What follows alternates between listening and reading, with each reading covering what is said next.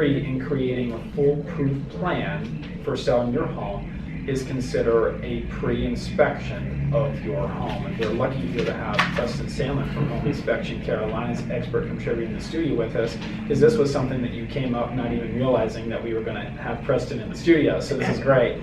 So first of all, why don't we let Preston tell us what a pre-inspection of your home is? Okay, Chris, Robin. Well, what we're going to do is inspect the house before you put it on the market. And the reason for doing this is let's find out any of the potential surprises. Because usually, and Robin can attest to this, when people negotiate over a house, obviously the people buying want to get it for the least amount, the people selling want it, and there's a lot of back and forth.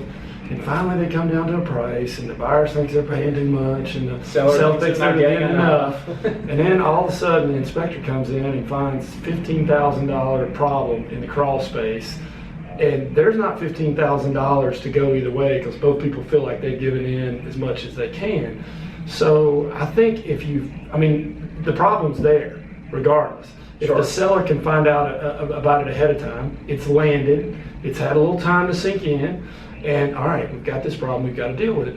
Now we can get competitive estimates. Maybe that $15,000 can be fixed for $9,000. And they realize, that there's time to sink in. That time is your friend. In the fact you've got time to get estimates, you've got time for it to sink in, and the seller has time to realize it doesn't matter who buys our house, they're going to find this problem. They're going to find the crawl space issue, and we're going to have to figure out where to find the $15,000 to put in that budget while we've got 6 months to maybe get through that. And the other thing is too, think about it. If you're the seller, I know it's going to hurt. Oh man, I got it. But now you think instead of $15,000, you get it for $9,000. I'm just hypothetically, but if you should be able to get competitive bids. But let's flip that back to the original. They find the problem. Suppose they have their buddy come over, and you've seen this happen with auto body. Make that estimate as high as you can.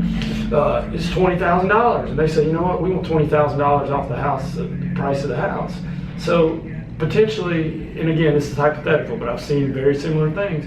You could spend $9,000, or it's going to cost you $20,000. I mean, that's just hypothetical. It could happen. It could happen easily, and I've seen very similar things. For the cost of $400, $500 $400, yeah. Yeah, exactly.